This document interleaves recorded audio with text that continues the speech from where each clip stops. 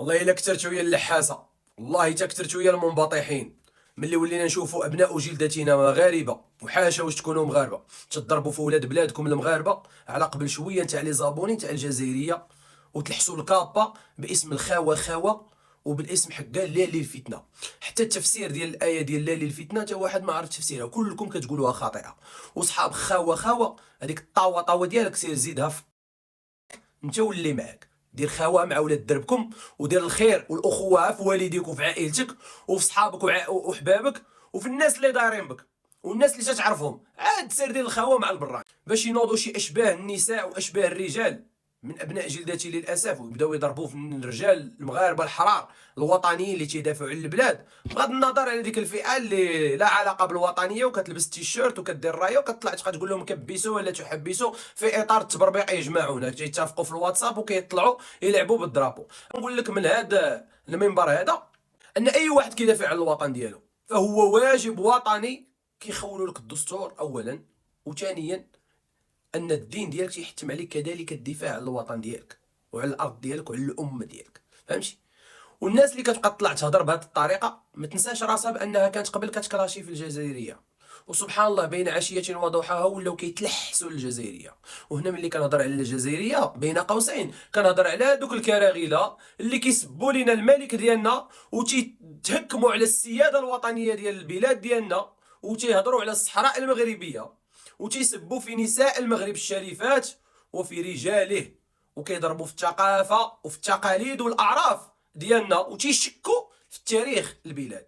اما الجزائريين الاحرار، الناس اللي تتعترف بصحرائنا وتحترمنا وكتعامل معنا تعامل المسلم اخو المسلم يحب لنفسه ما يحب لاخيه، فهذوك راه حاجه باينه مرحبا بهم. ما يسمى باسم خاوه خاوه شي سير زيدو في التلاوه ديالك وغني لي شوي شوي. خاوه الا بغيتي ديرها بعدا مع ولاد مدينتك، مع ولاد الجهه ديالك، مع الريافه، مع سواسه، مع طنجاوه. ماشي نتوما النهار كامل وانتوما كتعايروا بيناتكم باسم الجهويه وتنوض ديال كيدار ولا يا تولي تشطحي على ديسك ديال الواي واي، ها اللي طالعه معريه، ها اللي طالع مقزب علينا ودايرين فيها رجال وانتوما غير قشور الدنجال. فهمتوا؟ راه صعيب باش تكون راجل في هذا الوقت، وصعيب باش تكوني امراه حره وتكون فيك انت مغربيت. انت مغربيت راه ما بقاتش غير باللسان ولا بانك تهز درابو ولا تلبس التونيك. انت مغربيت بقات بان هذا واش تا فيه، واش كتبيع بلادك على ابسط الامور ولا كتبقى مع بلادك جوسكا لافان.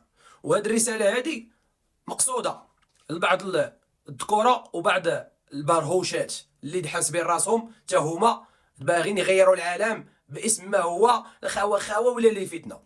نحن نعلم جيدا مع من غادي نديروا الخاوه، ونعلم جيدا مع من ما كنديروش الفتنه. والا كنا كندافعوا على البلاد ديالنا فهذا حق كيخولوا لنا كما قلت الدستور ديالنا وكيعطيه لنا جلاله الملك محمد السادس. وكما قال جلاله الملك محمد السادس في الخطاب ديالو، واسمع هنا أن أوجه تحية إشادة وتقدير لأفراد الجالية المغربية المقيمة بالخارج الذين يبذلون كل الجهود للدفاع عن الوحدة الترابية من مختلف المنابر والمواقع التي يتواجدون بها. ويشكل مغاربة العالم حالة خاصة في هذا المجال نظرا لارتباطهم القوي بالوطن وتعلقهم بمقدساته وحرصهم على خدمة مصالحه العليا رغم المشاكل والصعوبات التي تواجههم. ما تبقاش تجي وتقول لي لا سيدنا قال حقا خوتنا الجزائريه ما خصناش نسبوهم. هذاك الملك اعلى مرتبه وملك البلاد وسياسي ودبلوماسي وما عمره غيقول لك نوض تسب، فهمتي؟ ولا النظام ديالنا في المغرب الحمد لله يدعو الى السب او الفت او القذف او ما شابه ذلك. ولكن انا كمغربي مواطن عادي بسيط اتعامل مع نفس الاشخاص اللي هما دون المستوى يتهكمون على الاسره الملكيه، يتهكمون على ملكنا، يتهكمون على نسائنا، على ترابنا، على اجدادنا. ومن حقي كولد الشعب وكملكي انني ادافع بطريقتي، وكل واحد له طريقته في الدفاع. لهذا اما ان تكون مغربي او خائن، فليس هناك مجال بين الاثنين. هناك مجال للغموض او الخداع، فاما ان يكون المواطن مغربي او غير مغربي. وقد انتهى وقت ازدواجية المواقف والتملص من الواجب، ودقت ساعة الوضوح وتحمل الأمانة. فأما أن يكون الشخص وطنيا أو خائن، إذ لا توجد منزلة وسطى بين الوطنية والخيانة. ولا مجال للتمتع بحقوق المواطنة والتنكر لها بالتآمر مع أعدائه.